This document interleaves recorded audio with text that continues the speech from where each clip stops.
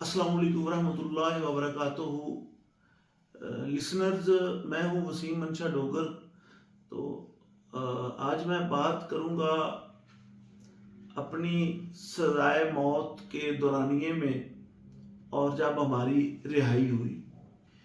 तो 2001 जनवरी मार्च की 10 तारीख को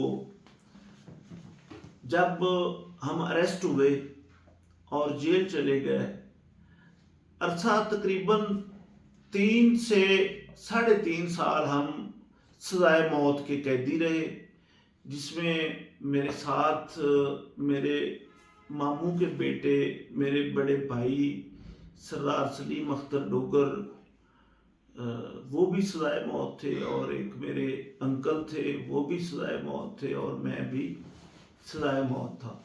और दो दो मरतबा हमें सजाए मौत और 4-4 लाख रुपया जुर्माना सजा सुनाई गई थी 2 मर्डरों में।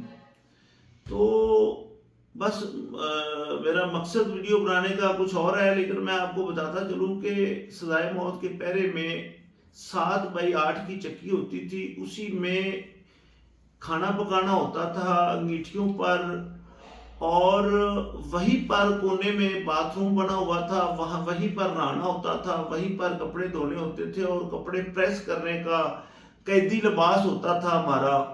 उसको जब हम धो लेते थे तो प्रेस करके अपने तकिए के नीचे अपने खड्डा जो होता है ना, वो हमारा, मैं आपको अगर बता सकता हूं तो ऐसे समझ लें कि ये और साथ में ये मिला दे, तो इतना फासला एक एक बंदे को आता था। आप खुद अंदाजा कर लें कि 7x8 की चक्की में 17 से 18 बंदे होते थे। और पैरा ब्लॉक नंबर 1 और 2 में हमारी उड़ती लगती थी। वो उन उड़ती लगदियां दे सन, यानी कि एक दिन हम जिस चक्की में हैं, दूसरे दिन दूसरी चक्की में सुबह 6 बजे चले जाएंगे, और जो आज हमारे साथ होते थे वो कल साथ नहीं होते थे। तो बड़े अजीबोगरीब वाकयात रूनमा हुए, तौबा नौज़बिल्लाह। वहां पर जब कोई बंदा ठंडी सांस लेता था तो साथ में उसका जो कलेजा था वो बाहर आ जाता था, और 4-5 हमारे सामने दोस्त इस तरह वहां पर वफात पा गए, जब वो देखते थे कि 24 घंटे छोटी सी चक्की, बैठने के लिए जगह नहीं, और भेड़ बकरियों से भी बदतर जिंदगी थी, और वहीं पर खाना पकाना और लंगर खाना और सब कुछ वहीं पे होता था। तो ये 3.5 साल बहुत अजियतनाक, और मतलब एक एक दिन जो बंदे के लिए होता है वो गुजारना बड़ा मुश्किल होता है। सुनने में और होने में बहुत फर्क होता है। एक बंदा वेलने दे विचों लंघ रहा है ना, जो तकलीफ ओनू है ते जेड़ा उत्तों वेंदा पिया है, उनदे विच बड़ा फर्क है। आप मेरी बात समझ रहे होंगे कि जो प्रोसेस से गुजर रहा होता है और जो ऊपर से देख रहा होता है, उन दोनों में बड़ा डिफरेंस होता है, जो प्रैक्टिकली उस वक्त से गुजरता है। तो मेरा आज सजाए मौत के कैदी 2005 में जब हमारी रिहाई आ गई, और तकरीबन दिसंबर का महीना था, और वहां पर हमारी भारत में एक होता था बाबा लुड्डी। बाबा लुड्डी जो था, उसकी तारीख कुछ इस तरह थी कि उन्होंने पूरी बारात को गन्नों से, पूरी बारात को उन्होंने मार दिया था, पूरी जंज ही मार देती थी। तो वो बाबा लुड्डी, उसको पूरे सब ब्लाकों में उसका सारे लोग बड़ा इज्जत हया करते थे। बड़ा डाढ़ा सियाना बंदा सी, बड़ा बहुत समझदार आदमी था। तो जब हमारी रोपकार आ गई, हमारी रिहाई आ गई, तो मैं स्पेशल बाबा लुड्डी के पास गया और मैंने कहा, बाबा जी मैं दुनिया पर जा रहा हूं।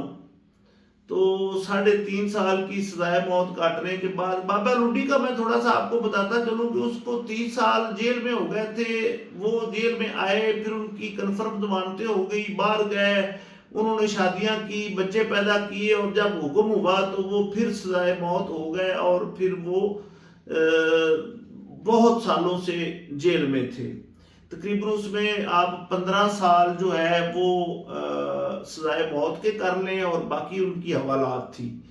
تو ہمارا عدلیہ کا نظام بھی ایسا ہے کہ انصاف ملتے ملتے بندہ مر جاتا ہے. تو بابا لڈی کے پاس میں گیا. میں نے بابا لڈی سے گزارش کی کہ بابا جی مجھے کوئی ایسا طریقہ بتائیں کہ میں باہر دنیا پہ جا رہا ہوں تو مجھے کیا کرنا چاہیے جس سے میں محفوظ رہ سکوں, یا کوئی مفید مشورہ اگر آپ دینا چاہیں تو میں آپ کے پاس حاضر ہوا ہوں, آپ مجھے کوئی مفید مشورہ دیں.